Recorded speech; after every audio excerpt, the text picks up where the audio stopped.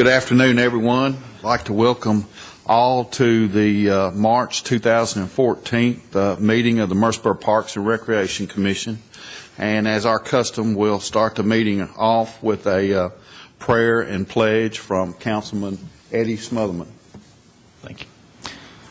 Let us pray. Dear Heavenly Father, we thank you for this day, the many blessings that you've given us. We're thankful that we have the opportunity to come together, and hopefully we'll make rational decisions with your leadership and guidance today. Please be with those who are serving our city. Please be with our police officers and our firefighters. Please protect those who are serving abroad and protecting our city, state, county, and nation on a daily basis. In these things we pray. Amen. Amen. Amen.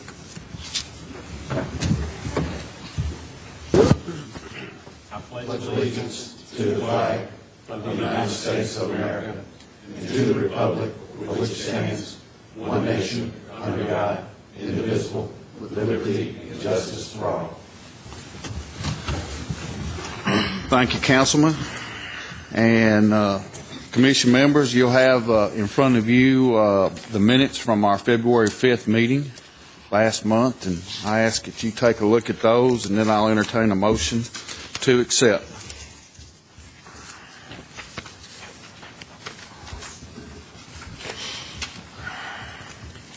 Hearing no comments, I move that we accept the minutes as presented. Is there a second? I second it. All in favor say aye. Aye. And there no opposed. Minutes and motions pass. It's like first on the agenda, we've got Nate, and you're going to tell us about the Blacksmiths Association. Yes, sir. Cannonsburg, one of the biggest features at Cannonsburg is a working blacksmith shop. That's the work done in there is provided by the Rutherford County Blacksmiths Association. We partner regularly with Blacksmiths Association for several events and projects and programs. One of the things we're really grateful for is that they volunteer for us to do programs when we have field trips, multiple field trips a week during the spring and the fall.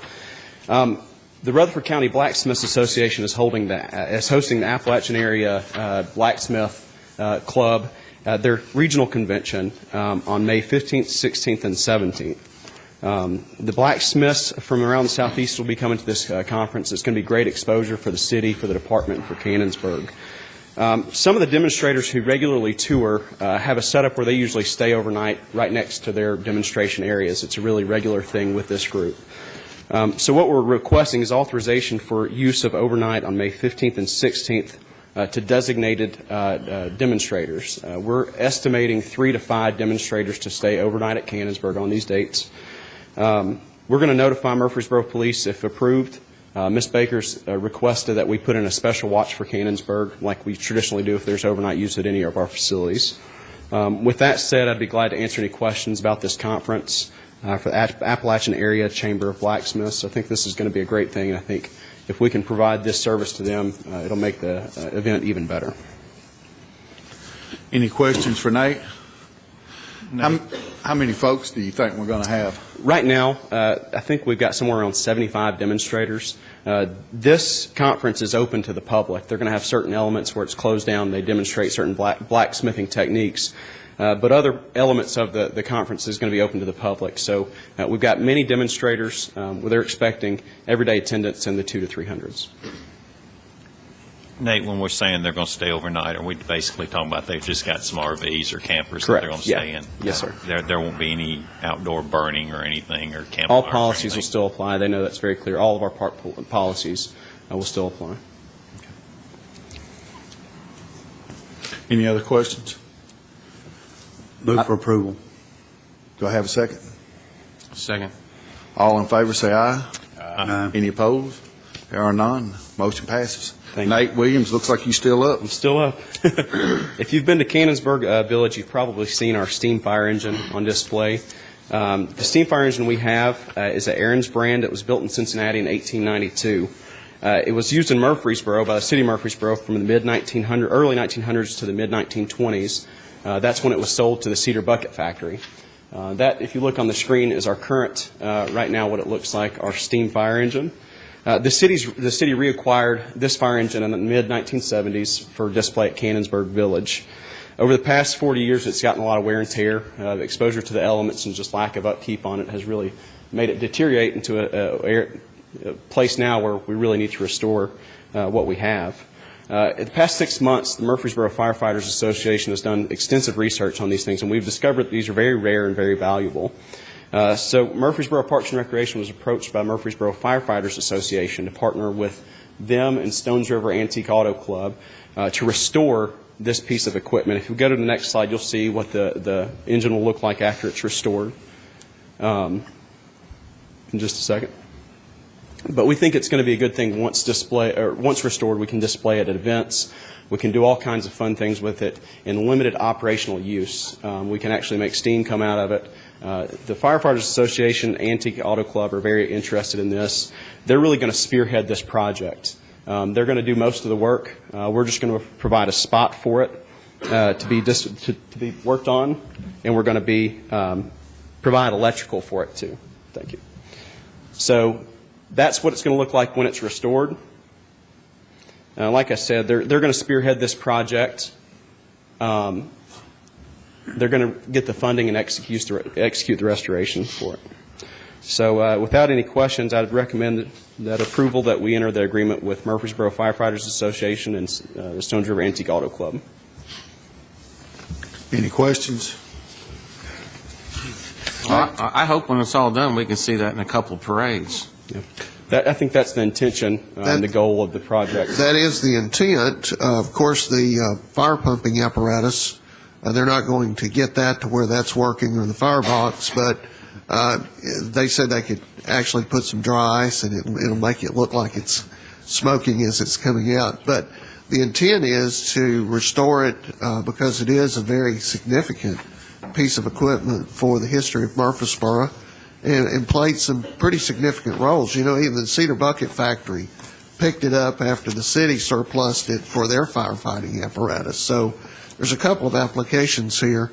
But they do want to be able to pull it in parades, have it to where it's street worthy, and they have done some pretty extensive research. I know that the Antique Car Association really is the first ones that approached me about doing this, and I know they've allocated some funds, and both groups are really excited about doing that. They think this is a really significant piece of history, and there's only a few of these left in the United States, and we're fortunate that we have one.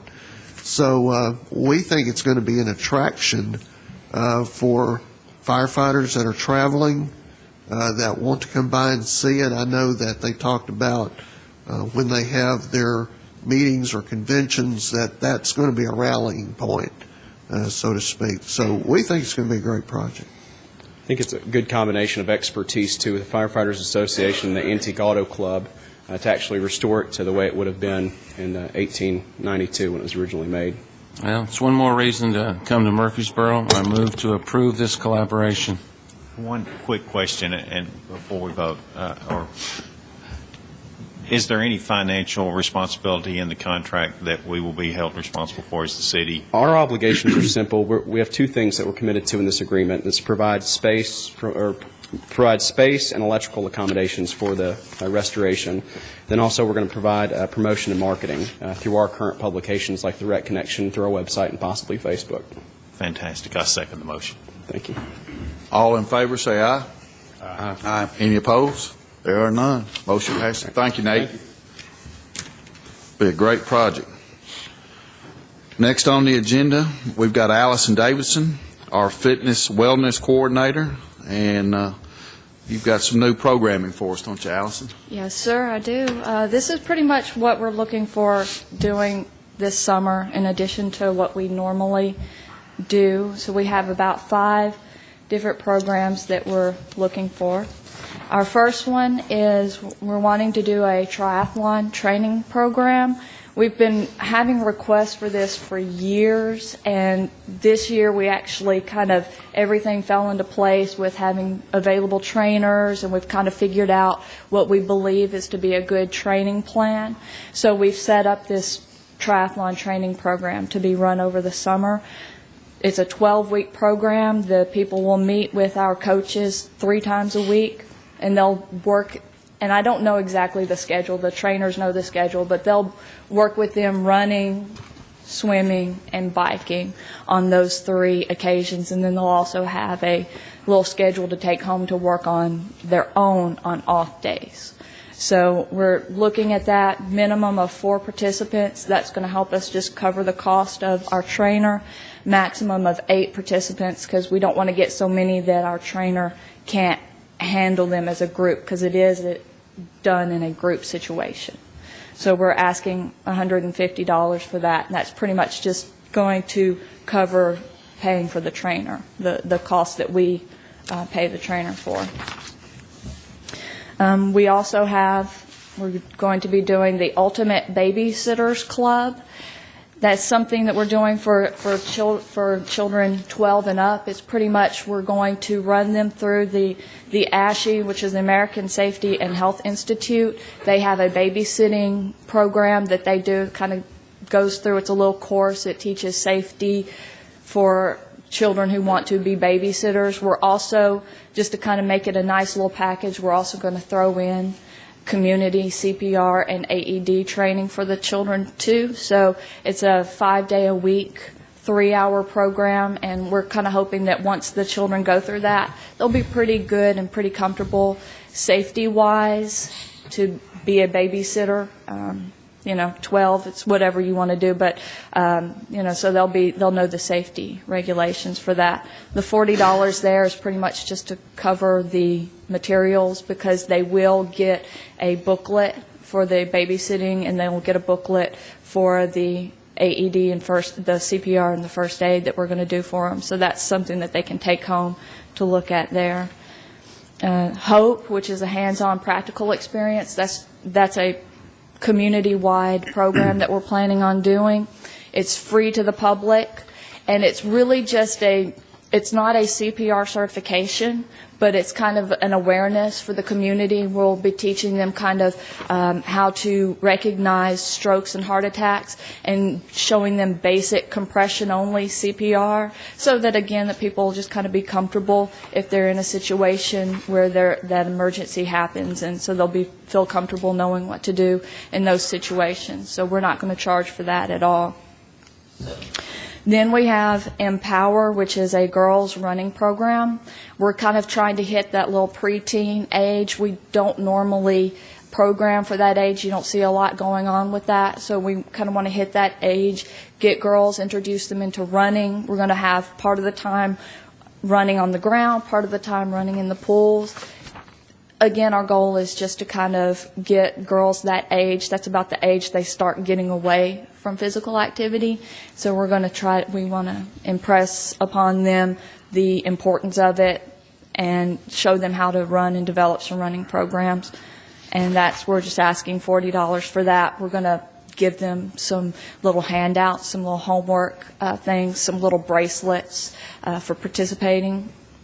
Then finally, we have the Runs with Scissors 5K race and 1 mile fun run. We're working with the city schools right now to do that, because part of and I don't think I have it actually listed here because we're still working with them. Part of the registration is we're going to ask for school supplies that the city school will accept and give to the children who may need those school supplies. I have on here 25 and 30. We've already decided we're not going to do that $30. We're pretty sure that we're going to stick with that $25 for the registration, and that's pretty much to help us cover. We're wanting to time it, so that's pretty much going to help us cover the timing of the race and T-shirts. So that's where we came up with that fee. Any questions? Very good. That's a lot of stuff, That's a so bunch be of stuff. careful when you ask me if you ask me questions. I got a few questions. Okay. First of all, I think this is great. Allison, with regard to the Babysitters Club, Yes, sir. I was wondering why maybe have you checked with the American Red Cross on that? We've got a local chapter that offers that same type of class. Was there a reason why you went with one over the other, or We have recently, with Parks and Recreation, we have recently switched over to using the American Safety and Heart Health Institute. We are using that now as our primary CPR AED training, and I believe there are several other departments within the city that are using ASHE as their primary certifying body. It runs along the same curriculum as the Red Cross, and I'm one of the instructors for it, we have found that it's a little bit easier to get the materials and to get the cards. We have more control over that aspect of it, where with the Red Cross we don't work with the local chapter anymore. With the Red Cross, it's all on a national level, and so we have to communicate with them via phone and via computer, and we have to call to get permission to do this, and then it's a very long process with the Red Cross now. ASHE is a little bit easier. It's a little bit more streamlined. We have more control over the records. I actually can get onto the internet. I control all the records. I send them all in. Anytime I have a question, it's right there on my computer, so I have a little bit easier control of that and the education, and it's a little cheaper. Okay. It's actually a lot cheaper, too. So we kind of made that decision and just started implementing that this calendar year to be using ASHE. Very well. Next question. I noticed, of course, it looks like this is all in the summer program when Yes. things are out of school, but the Ultimate Babysitter and the Empower program are being offered between 9 and 12. And, I don't know about a lot of folks, but I know me as a parent and my wife, and we work, and, typically, starting times for a lot of folks is 8 o'clock, and if you've got a kid that you got to transport from one place to the other, it's a whole lot easier if a program starts 7:30 or 8 o'clock, where you can drop them off and end at lunch. You can go and pick them back up. So Right. just kind of curious maybe why we would do 9 o'clock to 12, and maybe has there been any thought to the transportation issues that the younger kids have? Parents have got to get them. Somebody's got to get them there and back. So Right.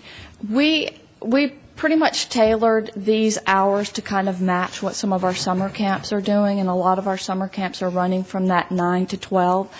Now, some of those summer camps also have an early bird time period from 8 to 9, and that's something that we can easily add to that if that is needed for the children. But we were just kind of modeling what was already there, because a lot of the summer camps do have those hours already, and we were just trying to make it easy to kind of match up. Okay. So that's why we chose that, but we can put that option in most definitely. maybe staff needs to revisit all of the summer programs to kind of be more in line with, the people that have to get the kids there. So put that forward. No other question. Good question. Any others? No, I had one on the Hope event. Where do you plan on having more than one of those, maybe, and then where would you be having those events? That is definitely. This is just the first one, and I was going to kind of see how it was going to go.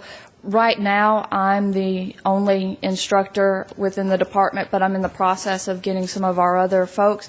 So if it turns out really well, if we have a good turnout for it, then most definitely we can do more, and we will do them at more places. We can have them at Patterson and in the Wilderness Station. This is just that first one. I didn't want to schedule a bunch of them and have a bunch of programs flop. I wanted to try it out first and see how it goes, see how the community likes it, and see how they accept it, and then I was going to kind of go from there afterwards. So I definitely have plans on doing more. This is just that first dip in the water to see how it goes. Very good. The is it ASHE that is you're working Yes, through sir. for this? Do they have a lifeguard certification? They do not at this time, no, sir. So our lifeguards are still going under the Red Cross, but the rest of our staff is transitioning over to this ASHE, which is the curriculum is exactly the same as the Red Cross. So and they have the same national. They're nationally recognized also. So it's the same level of training. We're just going with a different body, but there are no lifeguarding ones right now. Let me add, if I could, we still do have a relationship, of course, with our local Red Cross chapters and are still involved with a lot of Red Cross aspects. Separating our aquatics from some of our CPR and AED trainings is a decision we made through our city's safety committee, our safety director, and through several different venues. Made sure that we were on track with this certification to ensure that it had the equal standing from many different angles from the safety aspect. We are using the ASHE curriculum, and we've been very happy with it so far. We have parallel programs and are doing those dual aspects. Well, I don't have any problem with using ASHE at all. In fact, I like the fact that it was more affordable. Sure. And that's why I was inquiring about the lifeguard certification, because it's incredibly expensive. We talked about it a couple of years ago. It is. How much does it cost to become a lifeguard now to go through that program? $175. $175. Can you imagine that to be a lifeguard? That's pretty pricey. Any other questions? I guess we can do one motion for all 5 of these. Do I have a motion to approve? I move to approve. Second? I second. All in favor say aye. Aye. Any opposed? There are none. Allison, thank you for your Thank good you. work. These are neat programs. Thank you. Mr. Chairman, while it's fresh on my mind, I would like to, I guess, make a motion that we ask the staff to revisit our scheduling on some of these summer programs to kind of, as I said earlier, I'm a little concerned about it. Maybe be more appropriate if we can to make it more convenient for parents, particularly with the younger ages. If y'all would revisit that and maybe make the necessary changes and recommendations, however it needs to go. We will do that, Mr. Tibbs. I think that's a good idea. Do we need a motion on it? Or Ms. Baker? You can make it a recommendation, or if you prefer a motion, either way would work. Well, I'll make a motion that staff study that and make changes as necessary. Do I have a second? Any questions?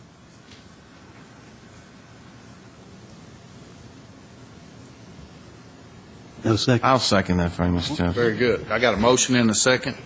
All in favor of the motion, say aye. Aye. Any opposed? There are none. Very good. I think that's a good idea.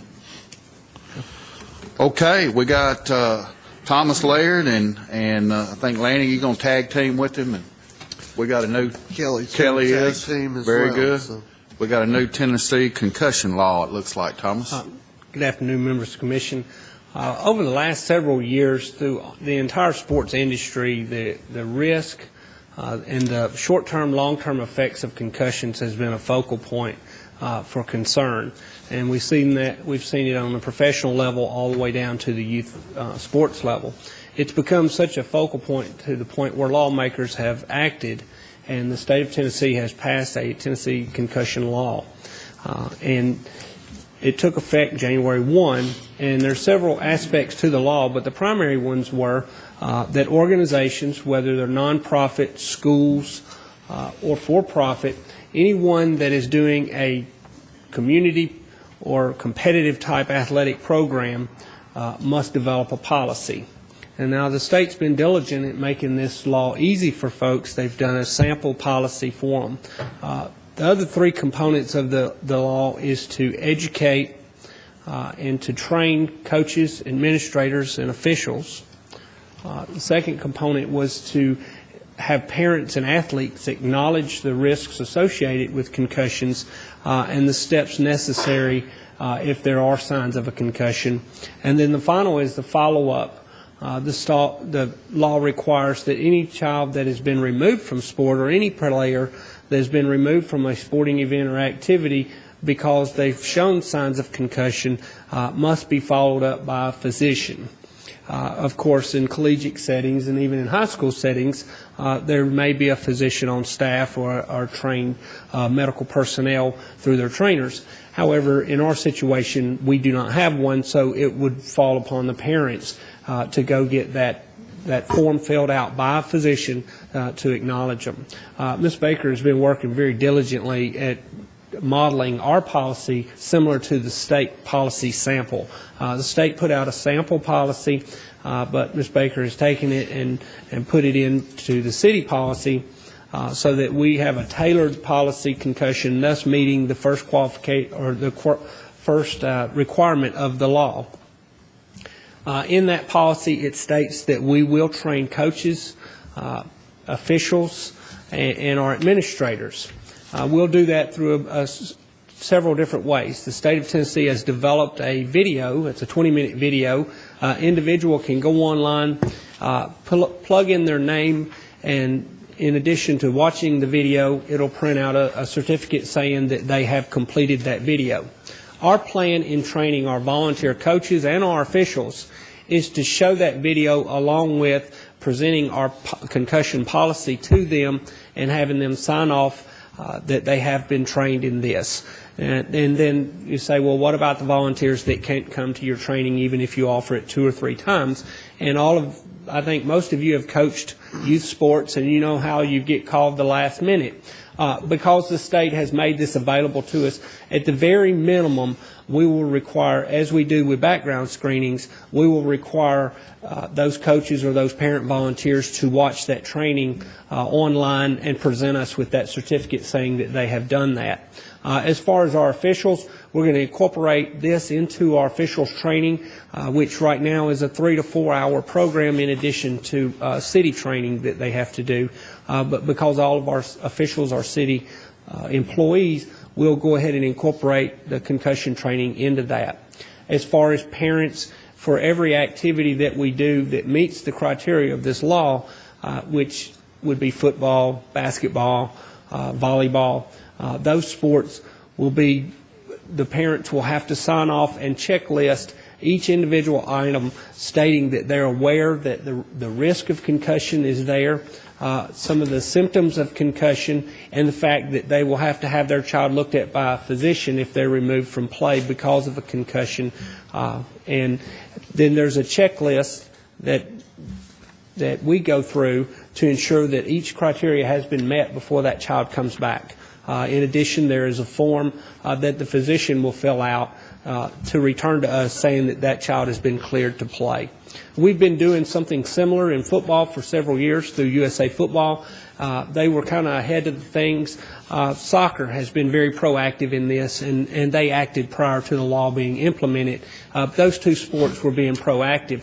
Baseball and softball and some of the other sports, they're really are being impacted by this.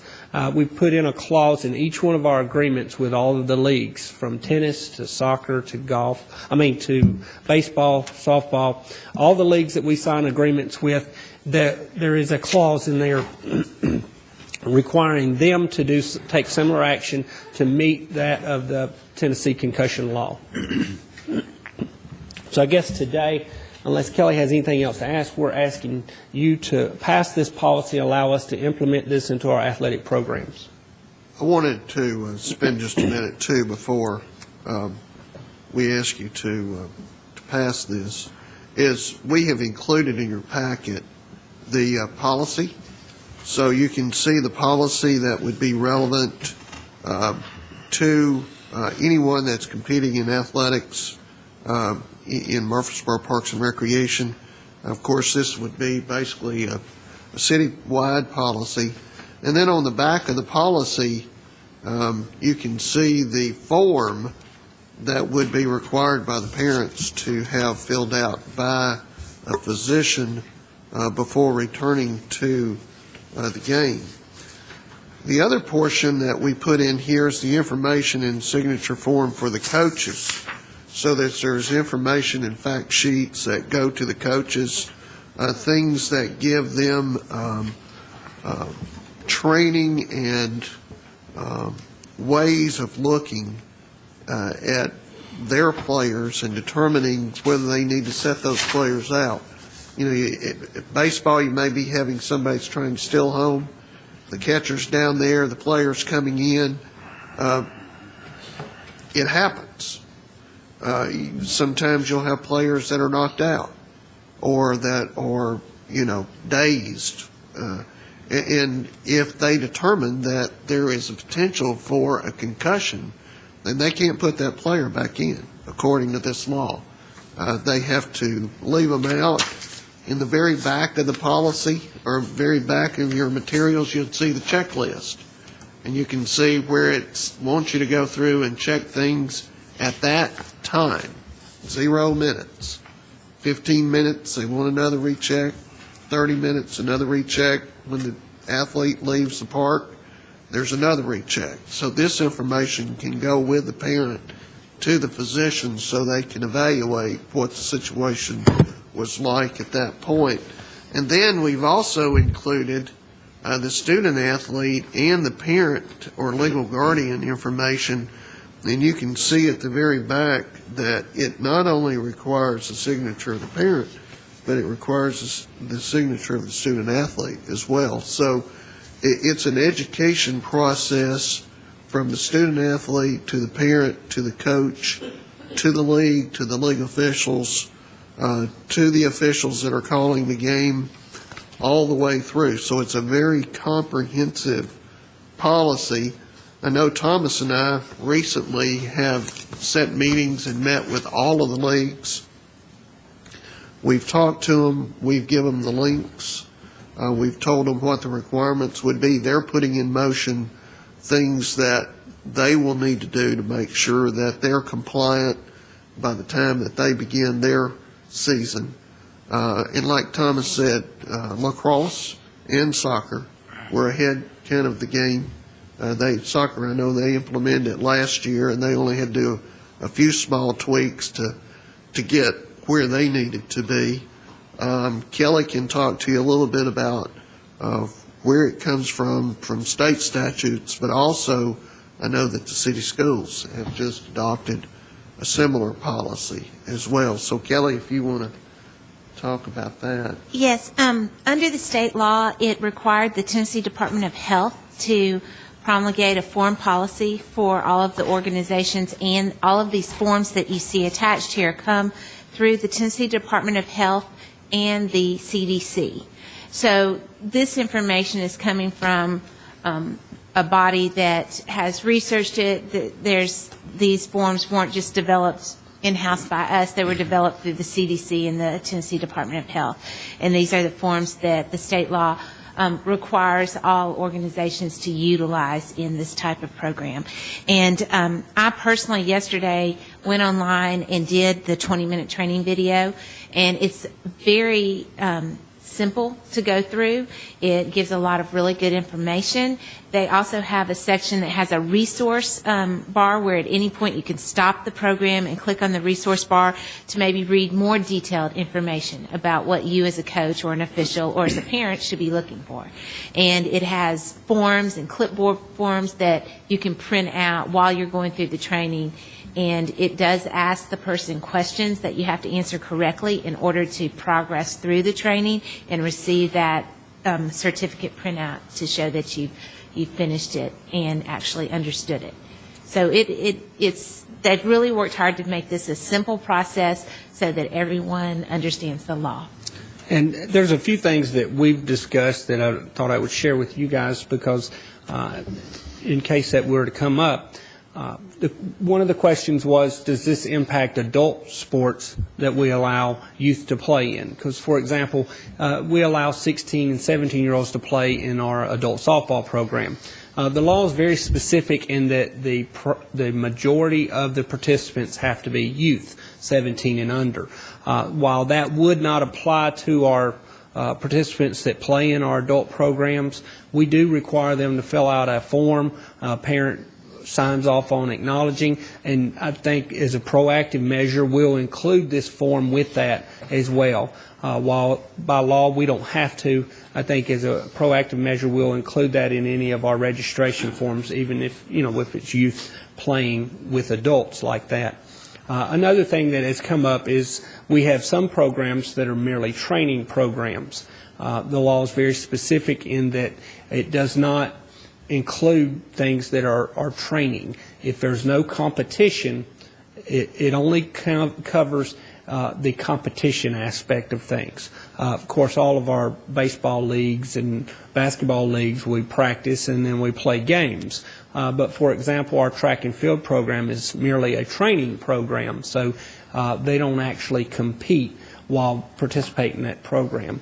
Another aspect of it is that it states that it's a fee-based program. So, for example, we have our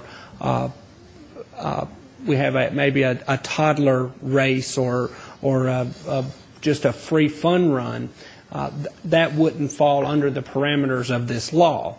Now, once we start charging a fee for that, then we meet those parameters. So if we do say we do a fun run this year and we decide, well, that went well, next year we're going to charge a fee, then we're going to bring this law into play when we charge that fee. Question.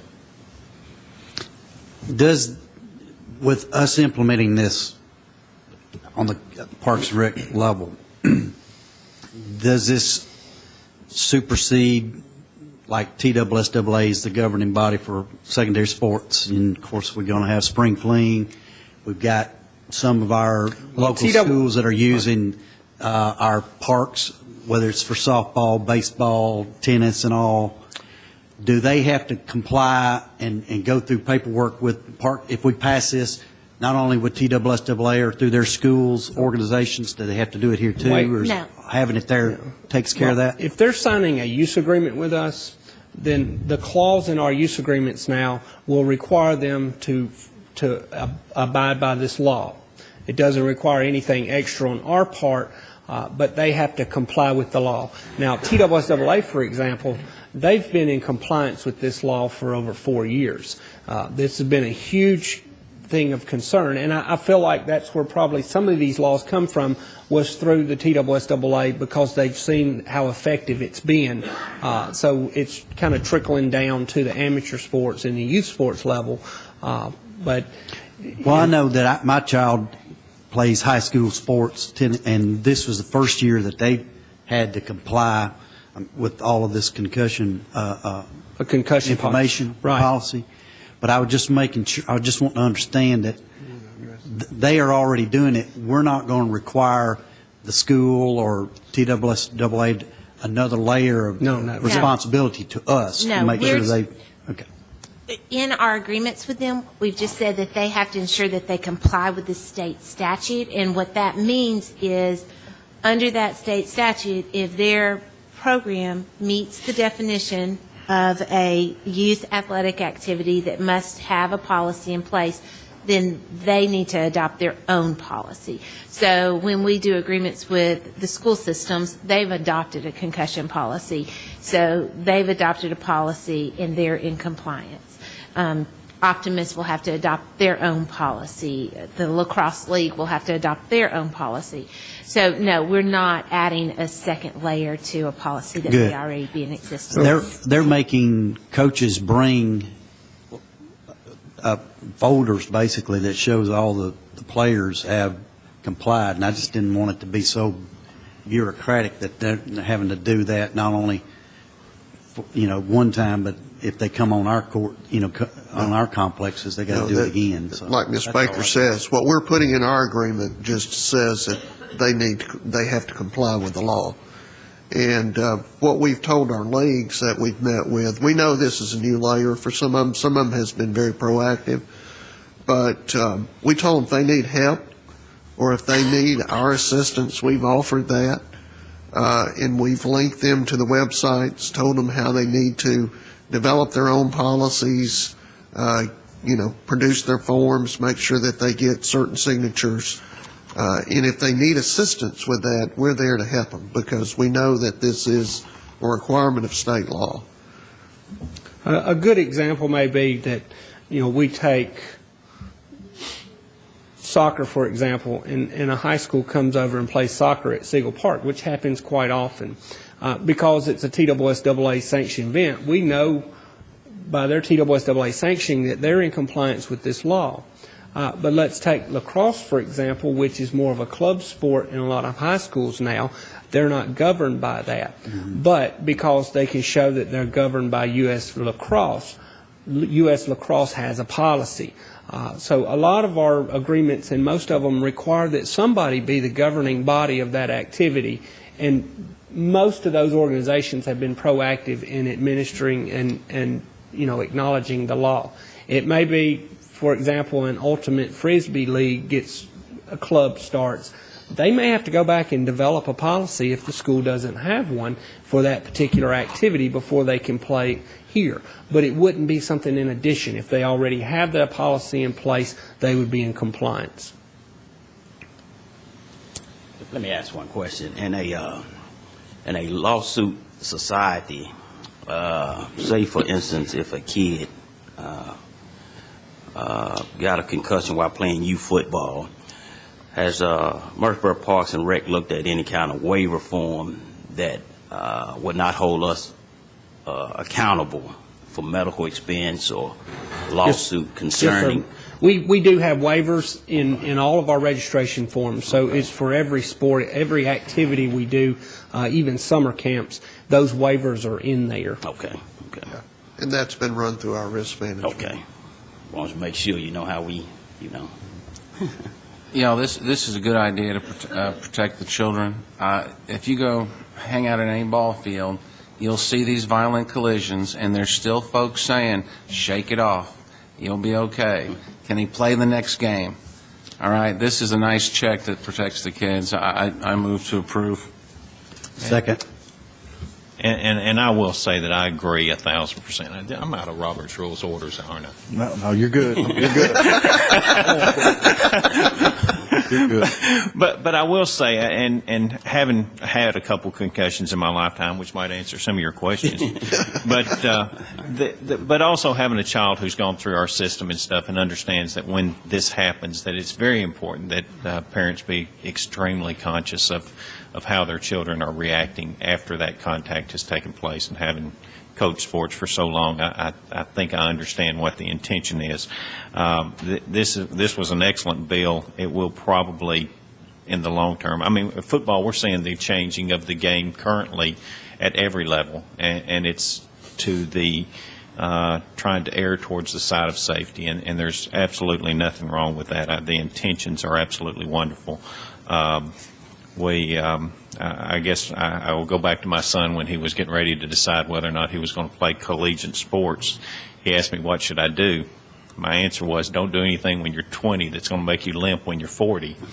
And I hope that was good advice. I know he chose to go the academic route, and I'm at this point happy that he did.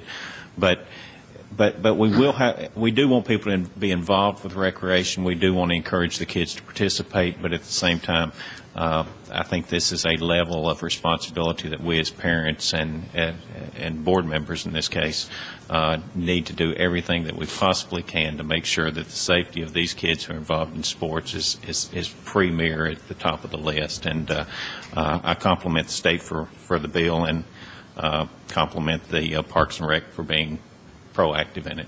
Thank you. Very good. I've got a motion and a second to approve these new procedures. All in favor, say aye. Aye. Any opposed? There are none.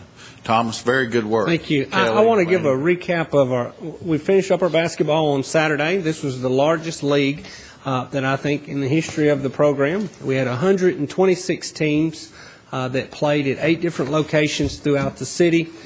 We got to thank the city schools for working with us. Without them, it would not have been possible. But except for the 5 and 6-year-olds, every child was able to participate in regular season play and in a single elimination tournament. And probably the first time since I've been involved that my phone did not ring on championship day. So I got to commend staff and everybody involved with the basketball program. They did a phenomenal job. It's a huge undertaking to take on that many teams and to run it as well as they did. So I just wanted to give a big shout out to our athletic staff and scorekeepers, referees, everybody that was involved in that. I think those that participated had a great time, and it was a good league. Awesome job. Okay, coming up, next on the agenda, Lanny, you going to tell us about some updates on the Greenway? Yes, sir. Mr. Chair, members of the commission, want to talk about the North Murfreesboro Greenway. It's something we have talked about since, I guess, 2006, somewhere around there. We've come to commission many, many times, and I know that the Special Projects Committee has talked about it quite a bit. And it's been something that we have been engaged with the Corps of Engineers. Really, it's the J. Percy Priest section of the Corps of Engineers.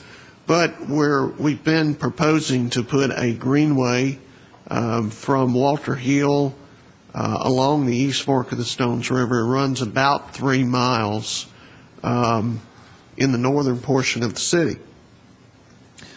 There was a master plan. That master plan is in front of you. That master plan was developed in 2007. There was funding that went through that was approved at 100% to fund this. It would be built on Corps land, and that would be the section between the property to the south and the river, I guess you would say, to the north, and Ms. Jackson is going to go over that in just a minute. But currently there's $4,580,000 allocated for this project. The only expense that the city would have is they are asking that we put a trailhead somewhere on this property. We did show one on the master plan, but we know that that trailhead would be relocated to another location, which has not been determined yet. And I think the obligation there would be to purchase the land from the water and sewer, whatever that takes, because they have jurisdiction over that property. The Coleman Farm is what we refer to it as. So here's the process. There was quite a bit of work that we did between, I guess, 2006 and somewhere in 2009, 2010, to get everything in place. There was plans that were developed up to 70%, so we could see what we were looking at, so that the Corps of Engineers could move this from the J. Percy Priest on through the Corps of Engineers headquarters and through the Department of the Army. They started that process by a non-committal letter that was sent by the city manager back in 2010, and they've just recently re-engaged us. So it's taken a long time for that to work through the federal process to get back to where we are today. They are requesting, and I put a copy of 2 different letters on your desk, and one of them would be from Mr. Lyons, and that one would be to Mr. Todd Yen, that would state basically we're still interested in the project, and Mr. Yen would move forward with all of the processes that it would take to develop a lease for the land in the future. The second letter would be to Mr. Herbert, Thomas Herbert, who's a project manager out of the Nashville district for the U.S. Corps of Engineers. We think that when we've got it set for Mr. Lyons' signature, probably need to get the mayor's signature that says that we're in agreement with all of the revisions that we have made, because when it was first appropriated in the bill, there was an appropriation that was not to exceed $10,300,000, I think. And we were going to do 3.5 miles. We had a couple of trailheads. It was a pretty extensive development. That's been relegated down. We haven't gotten to the final plans because we're still at 70%. To re-engage the architects in the planning process, they need this letter here that says the city's still willing to go forward with this project. And what this would obligate us to is the operation and the maintenance of the trail during the period of the lease. So if this letter was approved and sent forward, then what would happen is there would be a operation and maintenance or partnership agreement, if you would, between the Corps of Engineers and the City of Murfreesboro to move this project forward. They would restart the engineering and develop the rest of the plans to where they would bid it. The project would be built or bid and built by the Corps of Engineers, and at the end of the construction, there would be a lease that would be enacted between the Corps of Engineers and the City of Murfreesboro for the operation and maintenance of that trail to be used for recreational purposes by the citizens of Murfreesboro.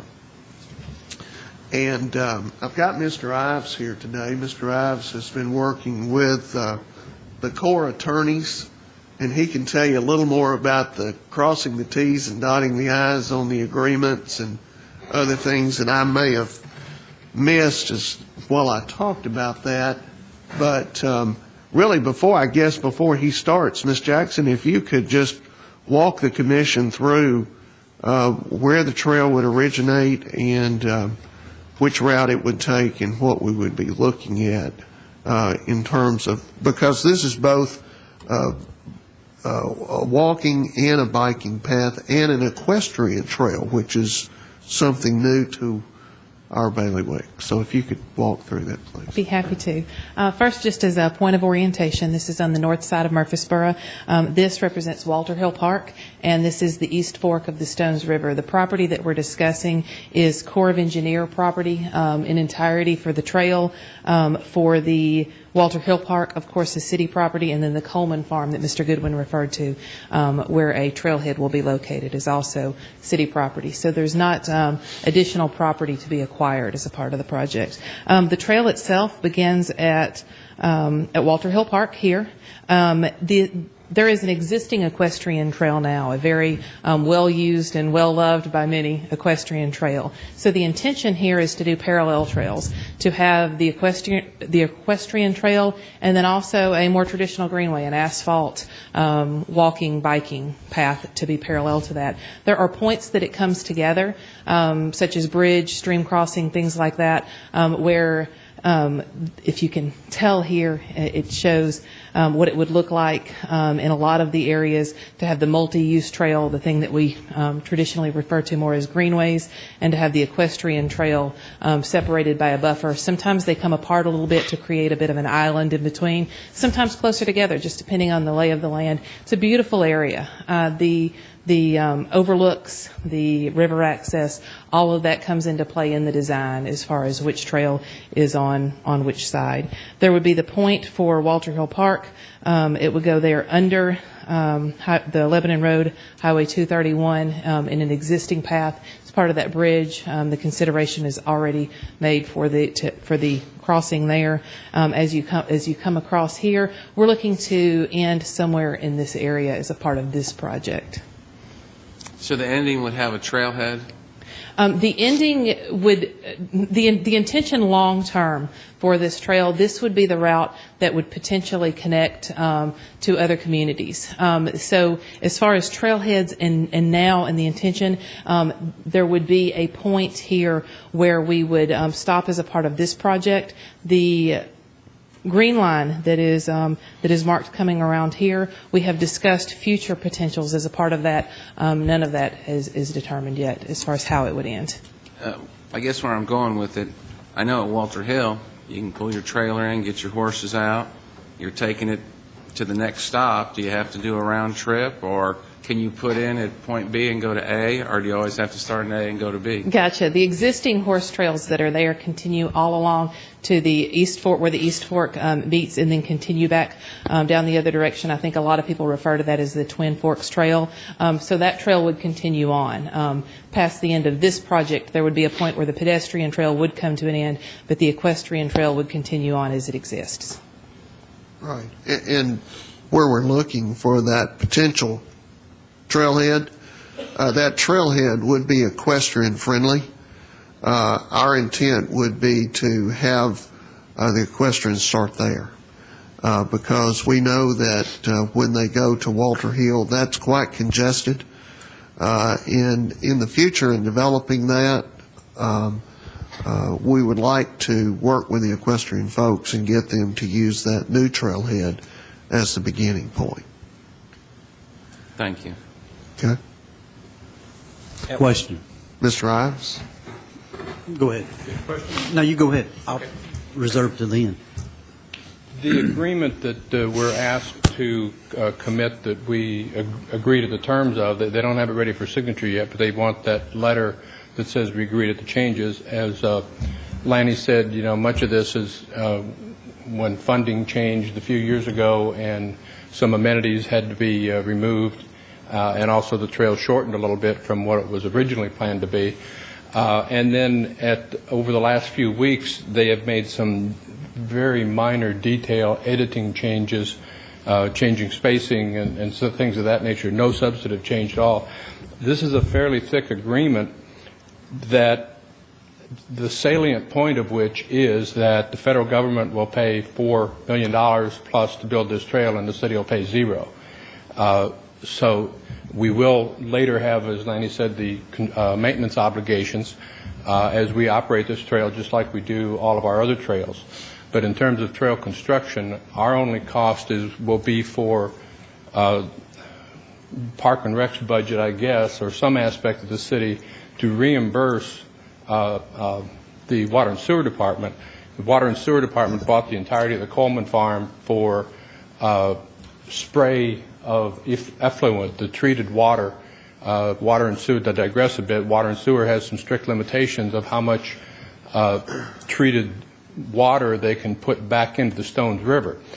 And we treat a lot more than we can put into the river, so we've got to do other things with it. One of the things is to spray it as irrigation on this land. So Water and Sewer bought this with, I guess, with ratepayer funds, and so we will need to but we'll just reimburse them their actual cost of 2 to 3 acres, whatever we take for the parking lot. The parking lot is originally planned for right here in the corner. It's probably going to be somewhere in this area, but it will be on the Coleman Farm, and I think it will take 2 to 3 acres. And as Lanny said, that will be designed for, with long spaces for pickup trucks and horse trailers.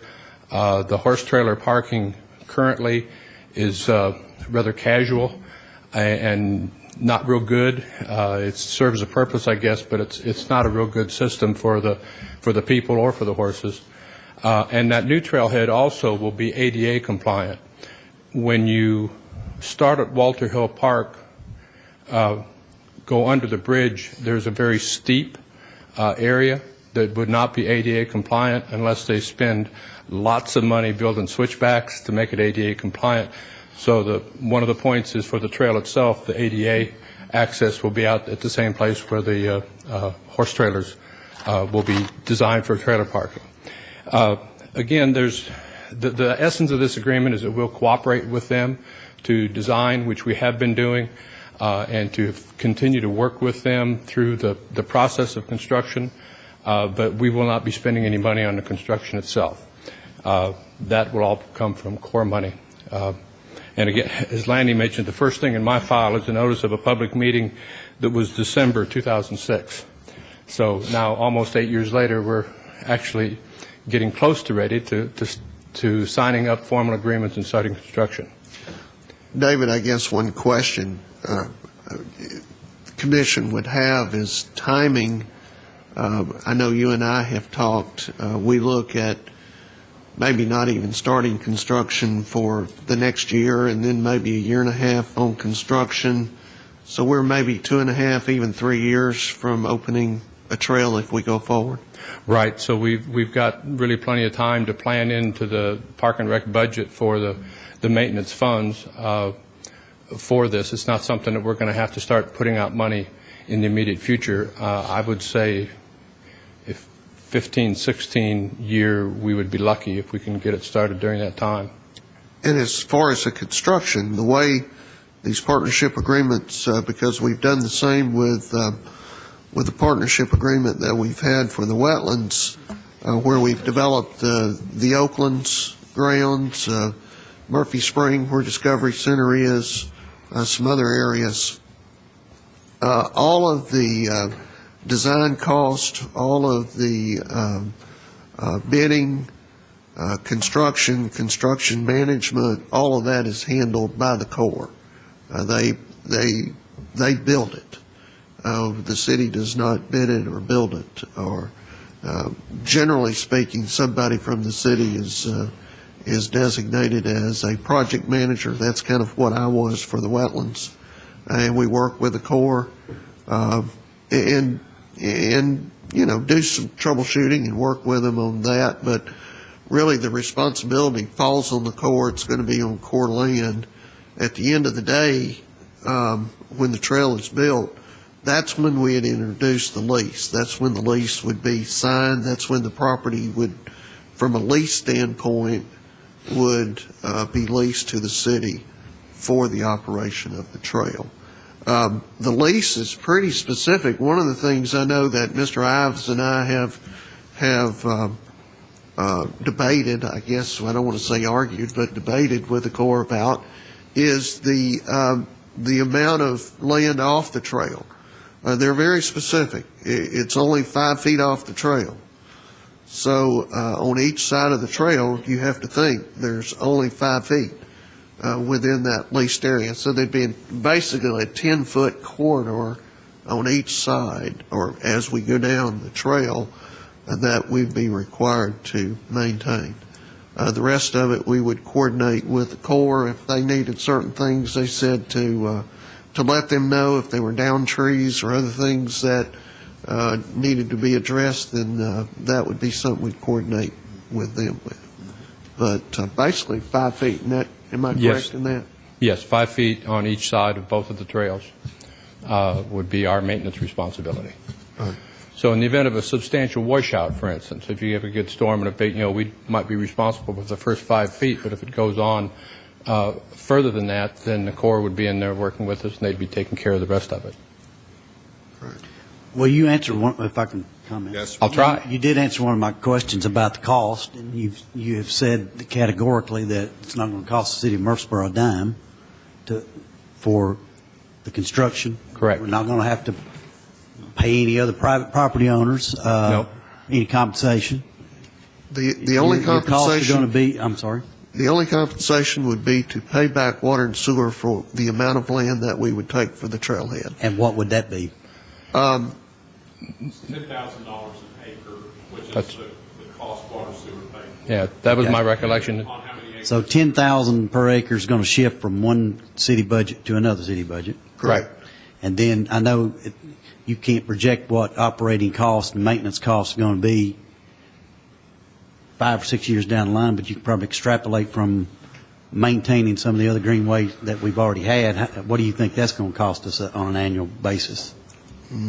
I'm not sure right off the bat. I've asked Ms. Jackson if she could put that together for us so we could look at it. I'm But- bringing this up because I've heard with a lot of interest from the forums that was presented the other night. Some of you probably saw it as well.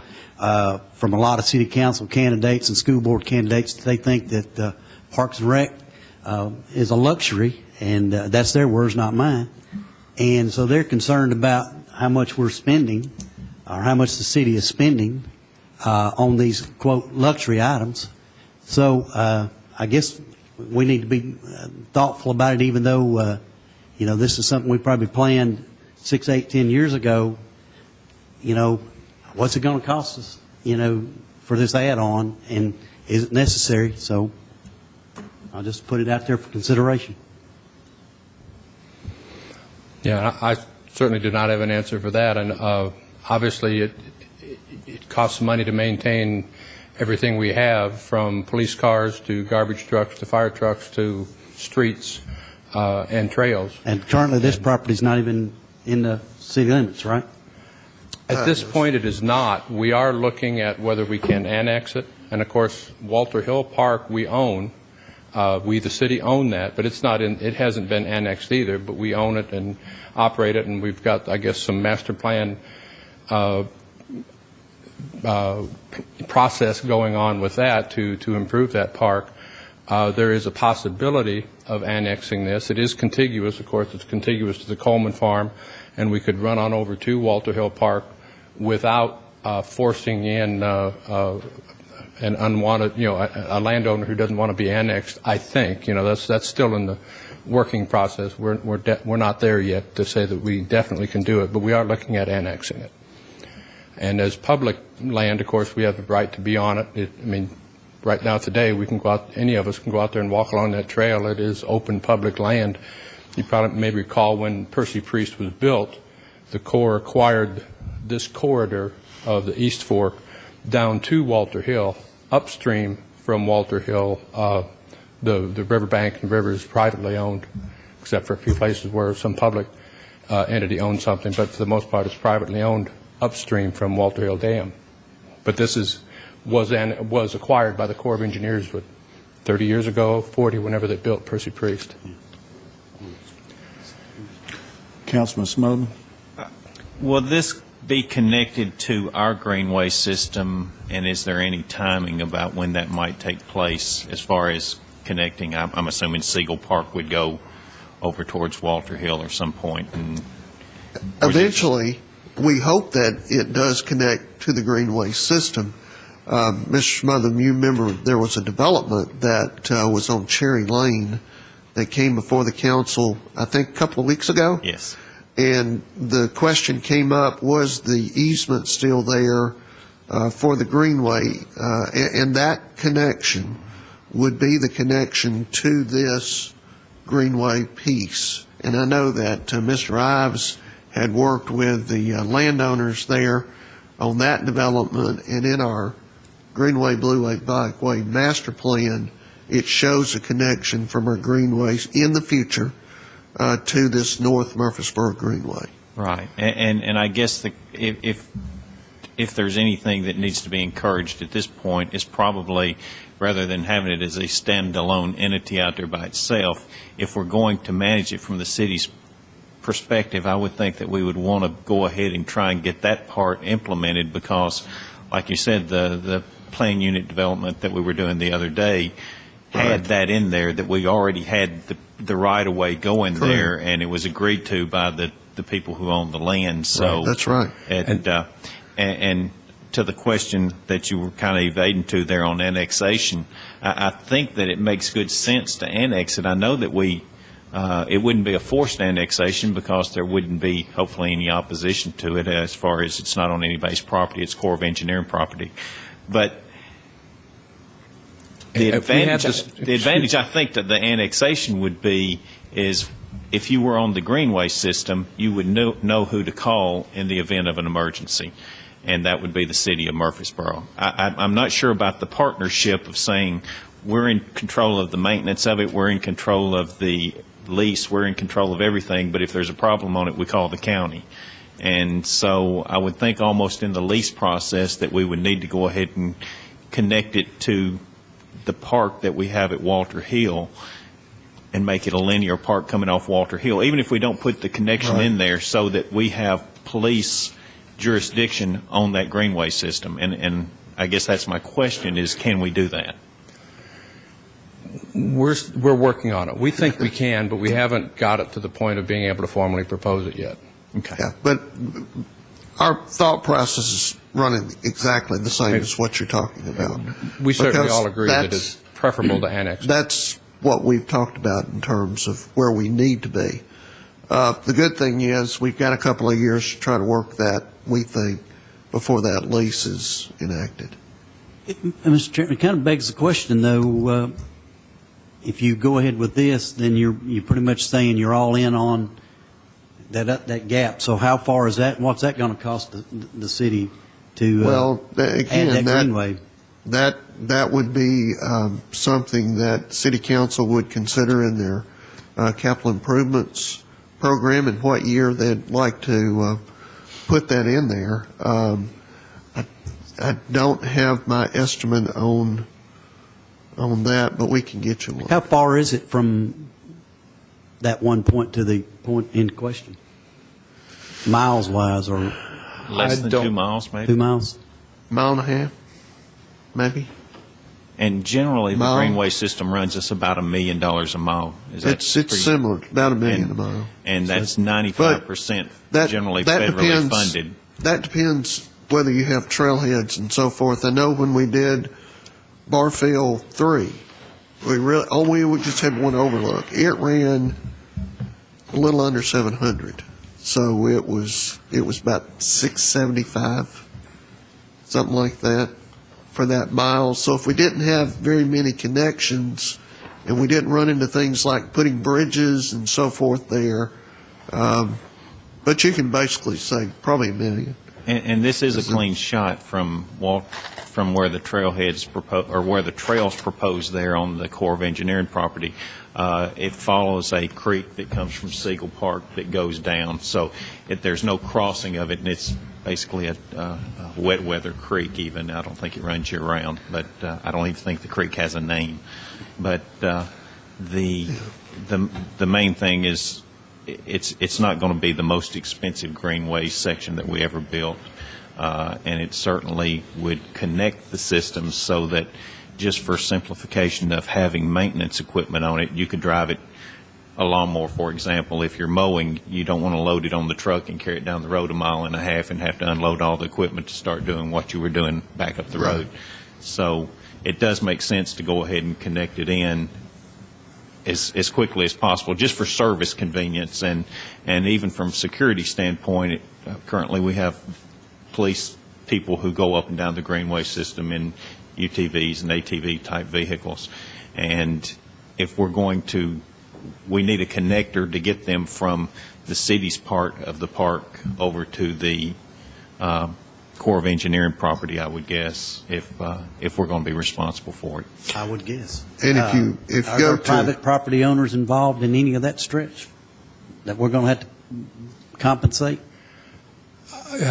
Yes, there certainly would be. We already, we have the commitment for a gift of, if you will, of the easement for the greenway across that one development. We do not have other property for it. So yes, we would, one way or another, we would need to acquire property, and whether or not there's a possibility of there being donations in conjunction with future development or not, that it's we can't really speculate on it at this time because we don't know what's going to happen out in that area. But yeah, it'll be an expensive connection, no doubt about that. I think the good news about this is because we're anchored at Walter Hill Park, it's not quite like putting a strip of greenway out in the middle of nowhere. We've got the Walter Hill Park anchor that, even if it never gets connected, that still makes sense just by itself. And again, with the equestrian use that goes on up all the way to Smyrna, that goes a long ways. The equestrians have a long trail there that they'll continue to use, whether any more hard surface greenway ever gets built or not. And So David, you're right in the sense that that area has seen a tremendous amount of growth recently, and I'm sure it will continue. The Cherry Lane, which is running across there as well, which is going to be a main connector between Walter Hill and 840, runs right beside this, almost parallels it. So as far as access to it, it will not be, a rural access point. It will be something that will be fairly highly populated and very active area. And in the future, when we built Siegel Park, we built that community park. But if you go out there and look, there's a trailhead marker there, one of the big cylinder markers, because that was the planned trailhead for that connection. So we went ahead and made those allowances when we built Siegel Park. So that's where that connection would start from. It would start at Siegel Park. Eventually, it goes behind the paddocks over to Thompson Lane and connects into some bike trails and some other things, which connects into the rest of the system. But today, what we would be looking for would be approval, I guess, of the two letters that are in front of you that would move this project forward. One that would be signed by Mr. Lyons, and the other one, I think Mr. Lyons may be taking to City Council for their consideration, and that would be the one to Mr. Herbert that would start the process for the agreement.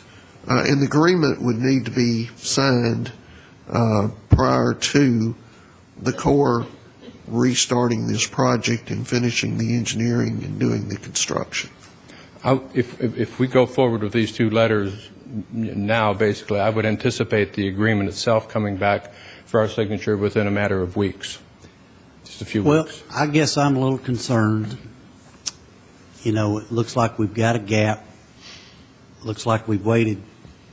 You know, we've been on this about 8 years, so I'm not really sure what the rush may be. If perhaps we consider what ultimately is going to cost us to connect all of that so that people know exactly what the price tag is going to be. I would probably, that's my comment. I'm entitled to vote how I want to vote, but I'll just leave it at that.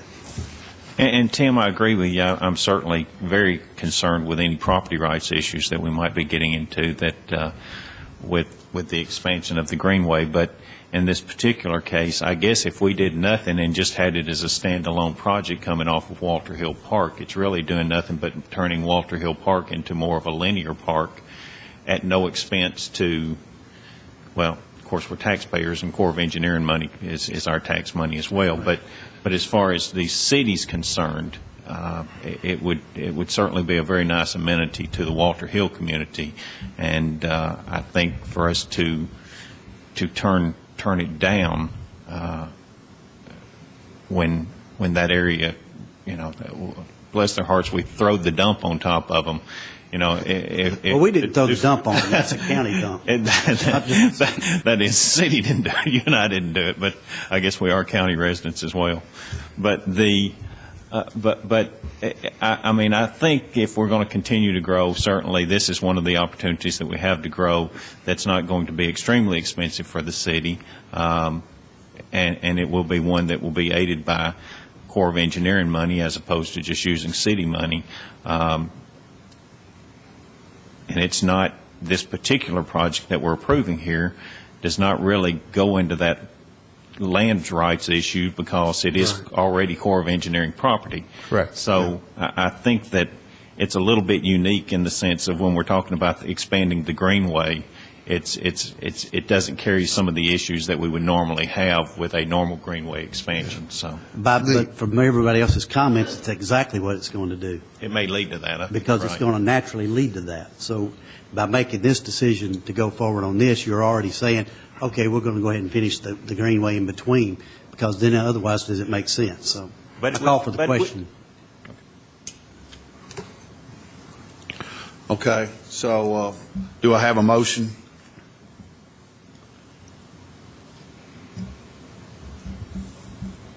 I'd make the motion that we accept the motion, or the article as presented to the commission. Do I have a second?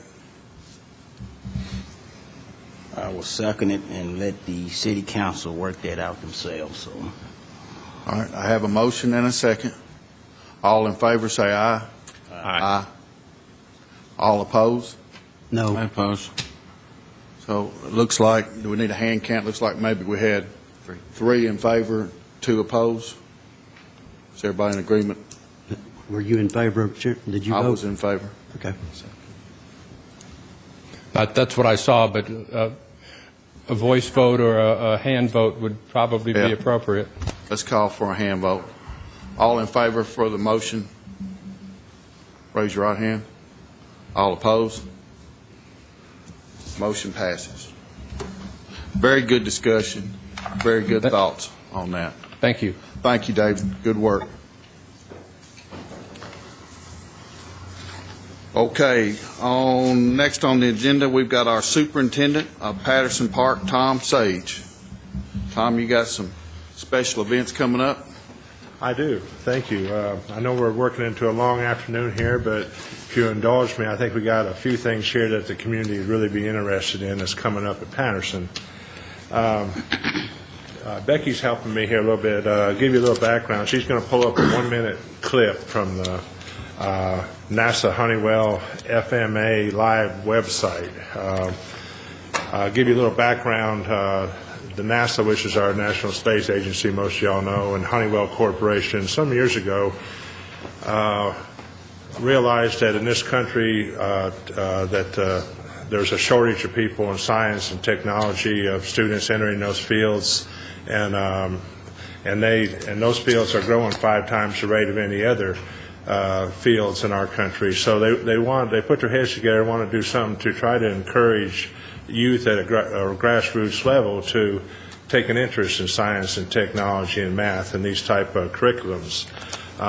They put together a road show that they sponsor free of charge to communities, and it's very much in demand. It's called FMA Live, which is it's one of Newton's law. I believe it's the second law of motion from Newton. Force equals motion times acceleration. And that's FML Live. Chuck Knitter from the Hobgood School, which you know the Hobgood School, I believe became a NASA school in 2006. But I believe Chuck saw this show when he was out in Houston some years ago, and ever since then, the school system's been trying to get this show into Murfreesboro. We were fortunate enough to get it about 3 years ago, and we hosted this at Patterson Park. We have now, through the efforts of Chuck and the Parks Department and Dr. Gilbert, we're getting it again for our elementary school students April 9th, this Friday.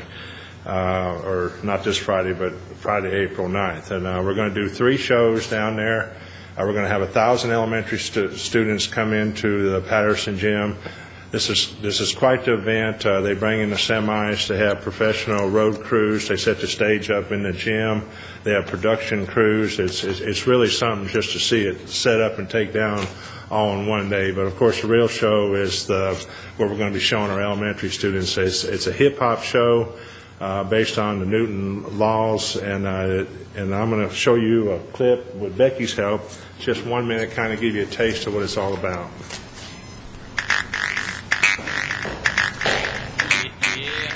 Coming to your school, Newton's Laws of Motion, as they jump off the stage.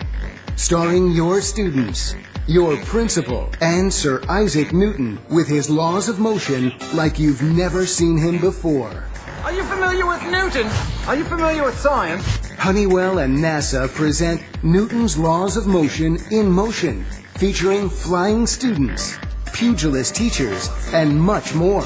Something great happens when you combine the 3 laws of motion with Newton's other big hit, gravity. You get an unforgettable, inspirational science experience. Here's what teachers and students say about FMA Live, Forces in Motion. In one word, today's show would be amazing. Totally amazing. FMA Live rocks. Very entertaining. Fantabulous. Spectacular. Bring FMA Live to your school this year. All right, I hope that gives you a little taste of it, but we're really excited about this partnership with the NASA Honeywell, the school system, specifically Hobgood, and Hobgood's been generous enough. We're going to have several other schools come into Patterson on the 11th. So just thought everyone would like to see what's going to happen on Patterson on the 11th. Tom, if I could interject, the video didn't do it justice. You need to come and see it. I was there the last time. It was set up in the adult gym at Patterson. It occupies the entire gym. You see all the kids in there. The lights, the show, the people that are there, it just makes it a very electric type environment. And it's wonderful. So I invite you to come and watch the show. It is fantastic. I'd like to recognize Mr. Knitter for the good work he has done for years with the city school systems. Mr. Knitter, I did not know your first name was Chuck. I've been calling you by your nickname Chick for years, Chick Knitter. And probably nobody knows him by anything but Chick Knitter. Yeah. All right, well, just push this and get the, okay. Did I pull it up? Yep. Okay. Next thing I want to talk about is the Patterson's partnering the Patterson Washington Theater, partnering with the Nashville Ballet. And we got up on the screen on April 5th, the Nashville Ballet is going to come. And this is going to be free to the community. They're going to come and put a production of the Nashville Ballet on called Degas and the Little Dancer. This will be on the 5th. It'll be at 10 o'clock in the morning. It's a wonderful opportunity for the community to come out and see the professional ballet troupe here. They've been here, I believe, once or twice before, the Patterson Washington Theater. This is a great story. It's about by a children's author, Lawrence Anholt, and it's about a young girl who aspired to be a ballet dancer, and due to financial considerations, she could not become a dancer.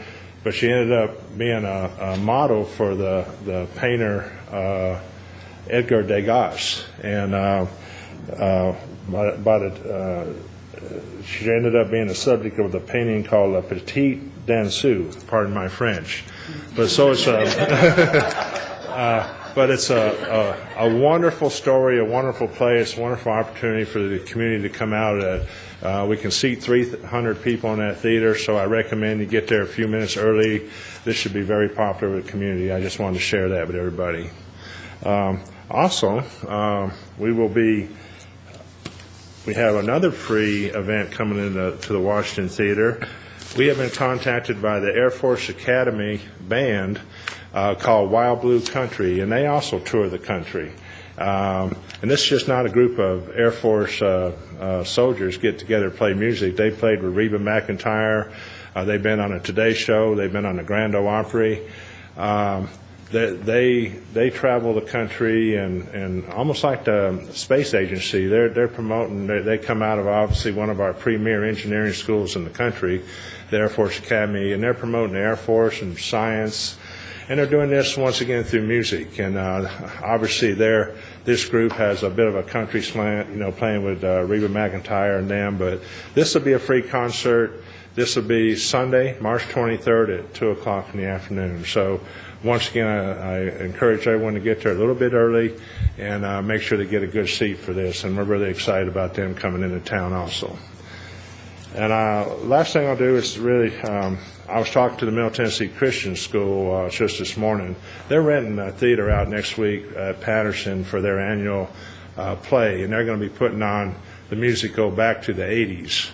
And I just want to give them a shout out. They'll be, I think it's the 14th and 15th, Friday and Saturday at 7 o'clock. And I think they're going to do a matinee at 2:30 on Saturday. And I talked to them on the phone this morning, said the play's about everything we want to forget about the 80s. And but it should be really exciting. It's going to be the students. It's going to be a play. It's going to be a musical. There will be a $10 charge for that. So please come out and support one of our great schools in the community. That's what I got. Great job, Tom. Yeah, thank you. Tom, these are all great programs, and appreciate the education on Newton's laws of motion and the class on French. Yeah. You're more than welcome. Good job. Thank you. Thanks, Tom. Okay, Becky Johnson, tell us everything else that's going on. All right. I'm just going to bring you some of the highlights. I know everybody's kind of ready to go home today. We have coming up this Saturday, which is March 8th, is Duck Day. And this is a popular pastime of people out at Gateway Island. They like to come and feed the ducks. So on Saturday, March 8th, from 11 a.m. to 1:30, you don't have to be there the whole time. You can just stop in from any time in that time frame at the Gateway Island Reception Center. And they're going to teach you how to properly feed the ducks. They have duck feeders out there now. And just to kind of educate people on what ducks should be eating prior to what people always thought they could feed the ducks. So that's this Saturday from 11 a.m. to 1:30 at Gateway Island, and it is free. And then on Saturday, March 29th, this has become quite a popular annual event, is the community yard sale at Cannonsburg Village. And that will be from 7 a.m. to noon, weather permitting. If it's a little rain, they'll still have it, but severe weather, they might consider not. But if you are interested in having a table for this yard sale, that's why I wanted to get on everybody's radar now. It's $10 for 10 by 10 booth space, and you just contact the Cannonsburg office at 615-890-0355 to reserve a booth space. Otherwise, we'd like everyone else to come on out and shop the yard sale on Saturday, March 29th. Then Easter is coming up shortly, so we have a few egg hunts. On Saturday, April 12th, we have the underwater egg hunt, which is very popular out at Patterson Park Community Center. The registration for that begins at 8 a.m., the jump's at 10:15, and then they have free swim and free play until 11:45. And that is Saturday, April 12th. Then the following Saturday, April 19th, is the citywide Easter egg hunt, and that is out at Richard Siegel Community Park at 1 p.m. And that event is free, and it is for all ages. That is hugely popular as well. So we have those egg hunts we want to put on your radar for April 12th and April 19th. And also now you may start signing up for summer camps. I know it still seems like winter out there right now, and we're anxiously awaiting spring, but summer will be here before we know it. And I'm just going to list some of the camps that we have. We have adventure camps, sports camp, creative arts camps, heritage camp, dance, cheer, guard start, a new wildlife camp, nature camp. So we have something for everybody. You can expose your children to just about all kinds of different venues, or if there's anything in particular they like. We have all these camps available now. Information is on our website and in our Rec Connection, and you may register at the main office located at Barfield Crescent Park, at Sportscom, or at Patterson Park. And for more information on all of our programs, our summer camps, our facilities, you may contact the main office. It's listed on the screen at 890-5333. Our website is www.murfreesborotn.gov/parks. We have numerous Facebook pages, and our Spring Rec Connection is available to either pick up a hard copy at any of our sites or to download off of our website. That's it. Any questions for Becky? Lots of activities. Thank you. No problem. Thank you. Is there any other business? Lanny, Becky mentioned the Gateway Pond in her presentation, and just riding by the pond here lately or walking past it as well, I've noticed that the water level seems to be quite low. Is that something that we should be concerned about, or is it just pumps and ponds and situation that we've got the water down for a winter pool or something? I think they had some problems with one of the pumps. Mr. Griffith's been looking into that. But my understanding is that right, Ms. Jackson, they're going to have that back up and going here soon. It looks like Mr. Crumley may be having the answer here. There is a leak that we've identified. It is at a level in the pond that the water is not going below that level. Yeah. Really, we're just waiting for good weather to get in to repair that. But it's not significant like the leaks we dealt with last summer, but it has an opening there on the side nearest the trail that we have identified and will repair when the weather permits. Okay, but we're not looking at a substantial expansion. No, this is something that will be relatively easily dealt with compared to what we did last year. That's great news. Thank you. Okay, if there's no other business or comments, thank everybody, and meeting's adjourned. Good job.